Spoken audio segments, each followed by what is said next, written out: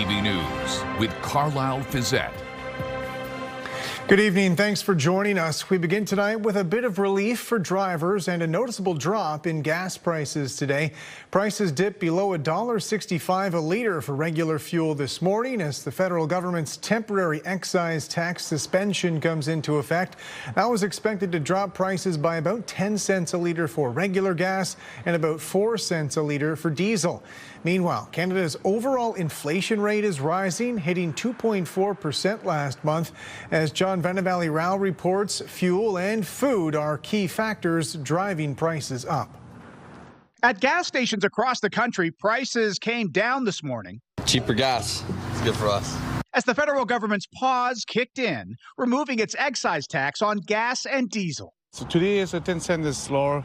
Hope it's continued to decrease more prices. They realize everybody's suffering quite a bit, and I think it's a great thing. In Toronto, at some stations, the price fell below $1.60. This is the latest inflation data, reflected the recent surge caused by the war in Iran. In March, gas was up 21%. Statistics Canada's biggest monthly jump on record, and it helped to drive up overall inflation to 2.4% in March, though that was still below what economists had forecast. So everyone knew that we were going to see a big jump in the numbers for gasoline. We saw it at the pumps, and now it's showing up in the StatCan data. At the grocery store, food prices also rose, up 4.4% on an annualized basis, while notably fresh vegetables were up almost 8% compared to last March, their biggest increase in more than 2.5 years. Everything has gone up in price. I mean, absolutely everything. You just have to be a lot more selective. Like, you have to plan a lot more in regards to what you want to buy. StatsCan mentioning cucumbers, peppers, and celery, saying they were up notably because of production challenges in some supplying countries. It'll affect every household, but lower income households, a bigger proportion of their total budget goes towards food. So this is particularly harmful. Prices for food in restaurants grew at a slower pace, up 3.2% in March. Meanwhile, with the cost of transporting goods still more expensive, many economists say the ripple effects from that will be felt for months to come. John Rao, CTV News, Toronto. Officials at City Hall are responding to hundreds of small business owners who lost curbside blue box collection earlier this year because of provincial changes to recycling regulations. With more on London's solution, here's Daryl Newcomb. Curbside blue box collection ended on January 1st for 535 small businesses, churches, and nonprofits in London, when recycling switched to an extended producer responsibility system overseen by the province. Putting it in the garbage hurts a lot of them to do that, and I don't think it helps us either with our landfill goals. When blue boxes were collected by the city, trucks would also stop at small businesses and churches along the residential routes to pick up the recyclables. However, the new system only collects materials from residential sources. A staff report recommends a pilot project that would permit qualifying small businesses and nonprofits to drop off their recyclables at a municipal Enviro depot for free, and to launch a green bin program for eligible small businesses and nonprofit locations along curbside collection routes this spring. It's hard to say no to what's before us, but it's really like a little more than nothing. Like, I don't know how many businesses are going to be excited about driving out there to drop off. The new collection system categorizes recyclables as residential or non-residential, and Ontario regulations prohibit the mixing of the two sources. We've yet to be provided with any type of sort of rationale justification from the province as to why that provision remains in the regulations, and that's what's causing the problem. The mayor believes the simplest solution is for the province to change the regulation to permit residential and non-residential sources to be mixed along the curbside collection routes. Ultimately, the best solution here is the trucks driving by make an extra stop and pick up some extra materials, as we were doing when we ran the service. So I'm happy to engage in that advocacy. I think there's a little bit of confusion when we say we should do some advocacy work. We've already tried doing that. We should step it up and do it again. The committee recommended implementing the recycling drop-off at Enviro depots, as well as the expansion to the Green Bin program for qualifying businesses. And they also expressed support for lobbying the province to make the regulatory changes. I understand that the initial response from the province is the regulation prohibits this. Regulations can change, and I think there's a discussion to happen. Council will make a final decision April 28th. Daryl Newcomb, CTV News. A London woman was sentenced to more than 5 years in prison today, convicted of manslaughter in the strangulation death of her own mother. With more from the London courthouse, here's Nick Paparella. When emergency crews arrived at this townhouse at 392 Wilkins Street on July 8th of 2021, they came across a bloody and dirty mess and found the lifeless body of 59-year-old Elzbieta Cabela on the floor. An autopsy would reveal she suffered more than 50 injuries to her neck after being strangled. At the same time on that day, officers found her 44-year-old daughter, Barbara Cabela, lying on the floor with blood on her clothes. The court heard that the mother and daughter had a tumultuous relationship, which all came to a head that summer day. The accused claimed she acted in self-defense. However, in June of last year, Barbara Cabela was found guilty of manslaughter. At the sentencing hearing, Justice Patricia Moore said Ms. Cabela described the fight as the culmination of a violent, long-standing history with her mother. She went on to say the killing of a parent will generally track the same sentence range as the killing of an intimate partner. Both offenses are a profound breach of trust. Justice Moore told the court that since the incident, Cabela has been hospitalized, suicidal, and now suffers from multiple sclerosis. The judge said, "I understand that you shared a complicated relationship with your mother, and I accept your remorse." With the Crown asking that she spend 8 to 10 years in prison and the defense requesting a conditional sentence, Justice Moore handed down a 6-year sentence.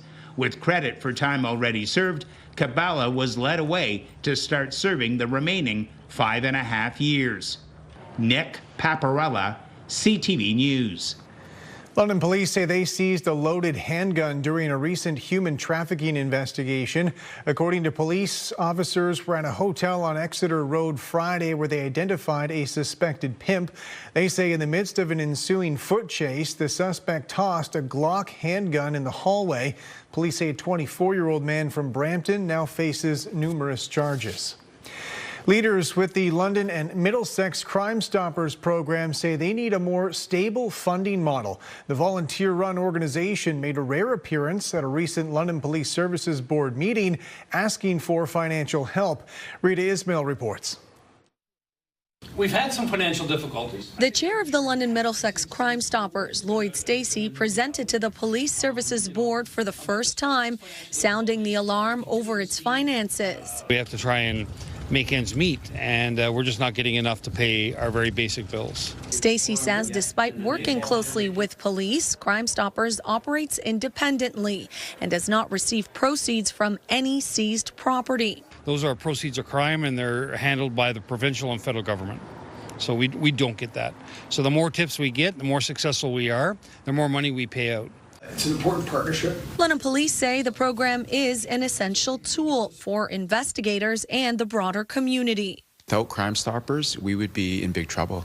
There are a lot of people in our community that want to help and provide information to assist, support victims who are victims of crime, prevent crime, and Crime Stoppers is an opportunity for them to give information, protect those individuals who don't want to be involved for many reasons. More than 1,400 tips come in each year locally, often leading to recoveries or arrests. But unlike some regions across Ontario, London's program does not receive funding.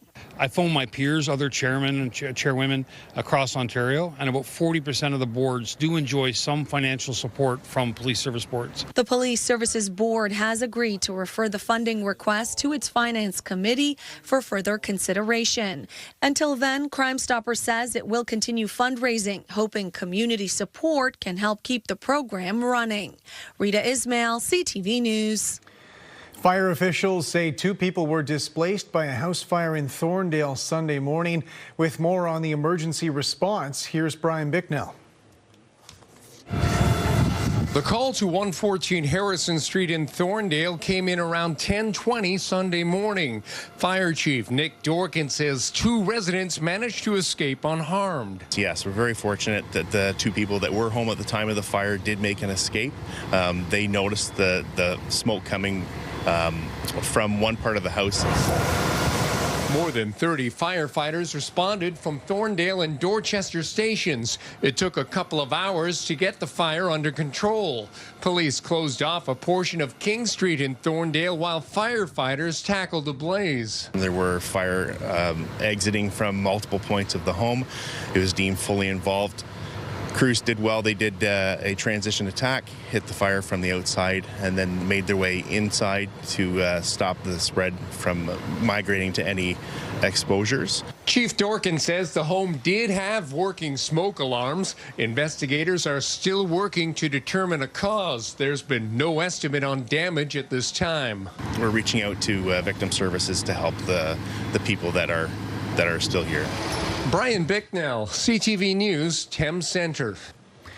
A clearing operation is underway in downtown St. Thomas 4 months after fire ripped through several businesses and apartments. With more on the cleanup effort and how the affected business owners have since managed, here's Brent Lale.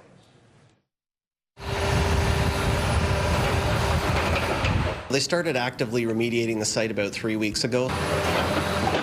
Rubble and bricks are being cleared 4 months after fire ripped through a historic property in St. Thomas. Some shoring that has to be done as they keep removing the materials away to make sure that everything stays stable and there's no further shifting of any of the buildings that remain. Next door, it's all our packaging, strip packaging, dossette packaging, and our compounding center was all on this second floor, and it's going to be rebuilt. Uric Pharmacy has reopened, but are only able to use less than a quarter of their property after smoke and water damage. It pretty much decimated our building, but staff came together and we just looked after our clients and persevered. They've had over 30 plus dumpsters of just getting rid of the rubble. Within our own store itself, we've had to go right back to the brick. Firewalls saved Urics. However, Crazy Joe's Gym and the Lucky Kitchen restaurant were destroyed.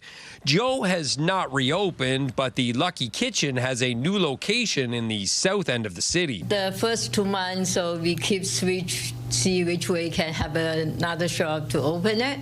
So finally, now we find out this place is very good.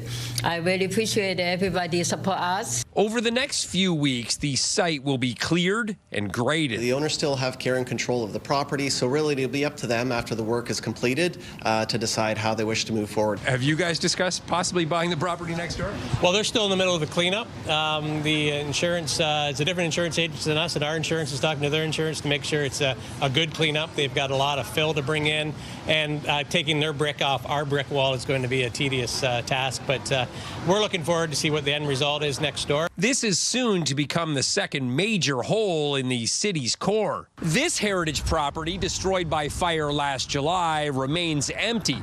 The city says they're working with the owners to move forward as quickly as possible. Brent Lale, CTV News. The operators of a London fertility clinic say they'll soon install equipment allowing them to resume operations. The Omega Fertility Center had paused operations in mid-January, reporting what was described as unexpected fertilization outcomes. Clinic officials have since released a series of statements while repeatedly declining interview requests. Those statements indicate an internal investigation was conducted along with an independent external assessment. No single cause was identified, but new equipment was ordered to improve outcomes. No patient safety risks have been identified either. Clinic officials say they're aiming to resume fertility services in mid-May. Canadian health officials are warning about the risks of injectable peptides sold online. The products are gaining popularity, promoted for everything from weight loss to anti-aging. With more, here's Kathy Lee. These are MOTC. The powder in these small vials are peptides, increasingly popular and promoted for a range of health benefits. For some Canadians, like Adam Blackwell, a personal trainer and nutritionist, they're part of his routine. I use peptides for a plethora of reasons: body recomposition, recovery, cognitive health, mitochondrial health, longevity. Marketed for muscle growth, anti-aging, and weight loss. The vials are mixed with water and then self-injected. Drugs like Ozempic, a peptide-based medication, have helped propel peptides into the mainstream. But beyond a handful of approved drugs like Ozempic, most sold online are unregulated, raising concerns among health experts. Is it contaminated? Did it come from some, lab in, some third world country that didn't have proper sterile processes? Is what they're saying on the label truly even inside the bottles? Health Canada says in the last 6 months, it's received 4 complaints of adverse reactions where an unauthorized peptide was believed to be the suspected cause. Now it's advising consumers to only buy and use authorized health products approved by the agency. Online influencers have helped make peptides popular, but one Canadian wellness professional says she turned down a request to promote. I'm not a physician. I'm definitely not qualified to educate or sell, and it's something that you inject into your body. Understanding the risks, Blackwell emphasizes the importance of sourcing products carefully. We have pharmaceutical-grade peptides with, physicians that are advising. We have clinical support with a lot of these peptide companies. You can't just order something from this mysterious website, this mysterious vials. You have to make sure, again, like third-party testing, the batch testing, the purity, the outsourcing, certificates of analysis. Those are huge things to look for when purchasing peptides. Health Canada is urging people to report potential non-compliant or unauthorized health products. Kathy Lee, CTV News, Calgary. 2 local students have launched a new initiative collecting and distributing essential hygiene products for people who need them most. With more on the Hygiene for Humanity project, here's Lauren Stallone.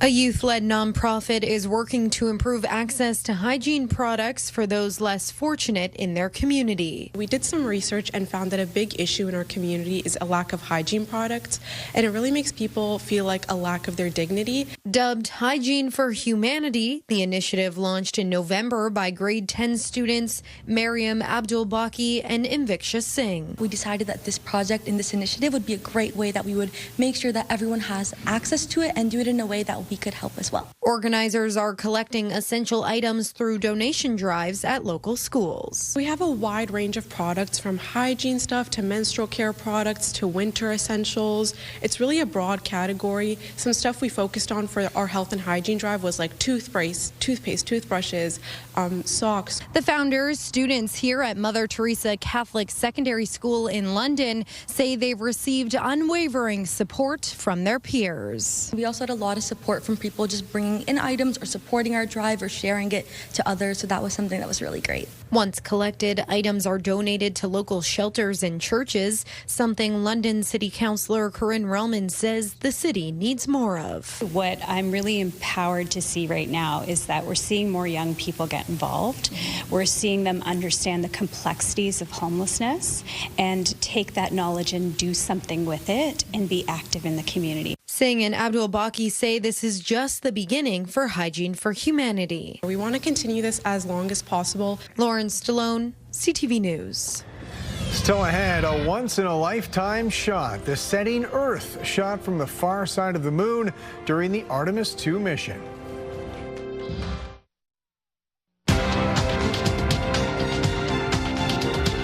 Canada's main stock index changed direction today, finishing in positive territory. The TSX gained a modest 14 points. In New York, the Dow fell 5, the Nasdaq lost 64. The Canadian dollar up 0.13 of a cent. On commodity markets, gold dropped about $50 an ounce. Oil climbed $4.83 a barrel. Premier Doug Ford says he will now sell a private jet the provincial government recently purchased following substantial public backlash. Siobhan Morris reports. I understand that you may be passionate this morning. Tempers hot in question period over the Ford government's purchase of a 10-year-old, $29 million jet intended for the Premier's business. To say this was just a minor error is absolutely absurd. Announced and defended by the Premier's office on Friday. By Sunday morning, Doug Ford said he's putting the plane up for sale. It shows leadership when our Premier recognizes that a decision needs to be changed, and he changes it. The Premier in Ottawa for a speaking engagement got an earful over the weekend. I heard loud and clear from the people that this was not the time to purchase a plane. Ford says he should have been out making the case for the jet, even as Ontarians struggle to get by. I understand the cost of fuel is going up. I understand groceries are going up. I understand everything is going up and it's costly. But critics say the plane purchase has marred Ford's For the People brand. The Premier's personal preference to have his own private luxury jet is really speaking more about who he really is. The Premier feels he's victim of a double standard. I'm under scrutiny more than the Prime Minister, more than any Premier in the entire country. And the inconsistencies from the media are just mind-boggling to me. Pointing out Quebec and the federal government have jets to move politicians. The reversal leaves the opposition with more questions than before. We deserve to know how every dollar was spent on this greedy scheme, including the penalties, including the resale losses. The original buy would have been approved by Cabinet. I can't disclose conversations that occur at Treasury Board or at the Cabinet level to preserve Cabinet confidentiality. And new changes to freedom of information laws speeding through the legislature may keep more insight in secret. And the Premier has the gall to spend your tax dollars on a private luxury jet, and now he's trying to use legislation to hide it from you. Siobhan Morris, CTV News. Good evening. Clear and cold overnight. Temperatures drop below freezing, and that's where we'll start your morning. Thanks, Jessica, for this photo of Bandit. If you are heading out for a walk tomorrow morning, expect some sunshine. Temperatures hovering just above freezing by 8 o'clock, but lots of sunshine tomorrow morning. Day-to-day warming in the extended forecast, and things looking good as we push through the week. Lots of drying out. I'll have your local weather details on the other side of the break. Welcome back on the desk with Julie, and there were some flakes of snow at different parts of the weekend, at least here in London. Nothing that was sticking on the ground by any means, but at least that is going to shift in a nice warm direction as we go through this week. Yes, a lot of times we think, you know what, as soon as we get that warm up, we're hoping that spring weather lasts. I have to tell you, on this day, I bought my house 15 years ago, and it was snowing.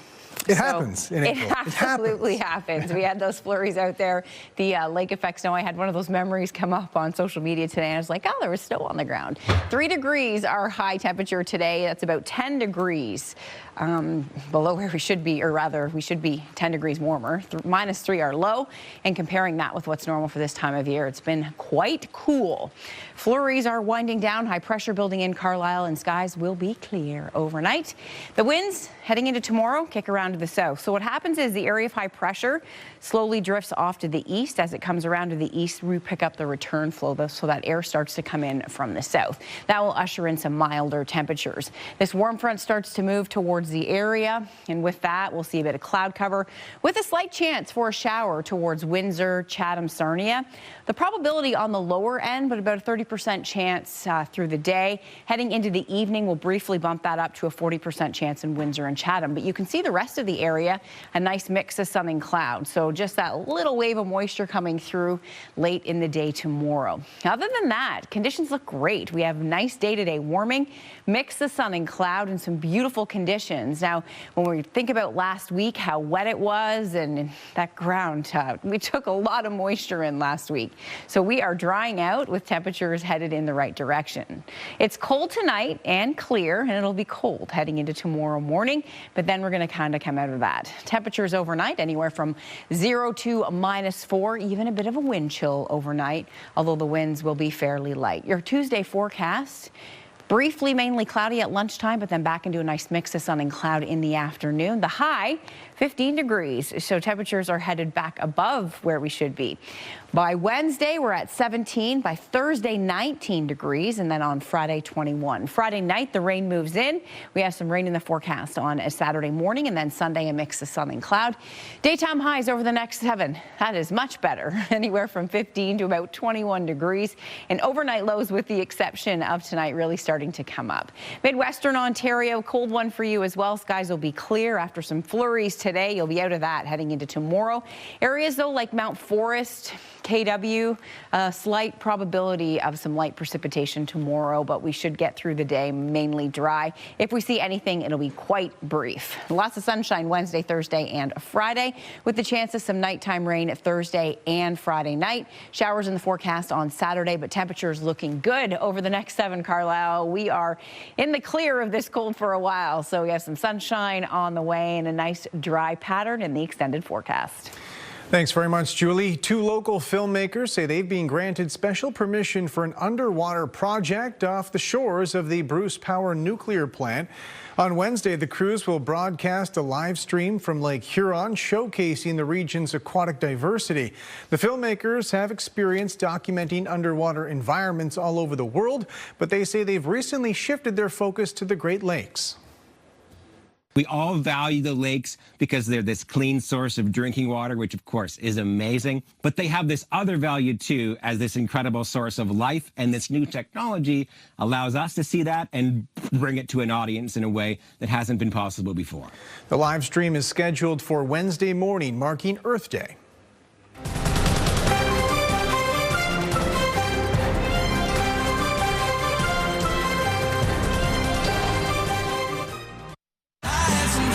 Pure Country 93. London's home for the best country music. Listen for your chance to win $50,000 with Pure Country's Big 50K Payday. Welcome back. A relocation operation today in Kitchener, moving an iconic Second World War replica aircraft to Tillsonburg.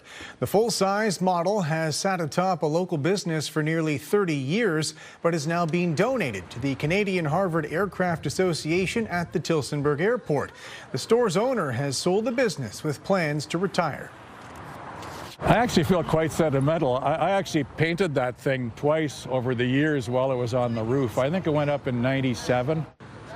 The Aircraft Association will design and construct a new memorial garden on the Tillsonburg Airport grounds with the Spitfire aircraft as the centerpiece.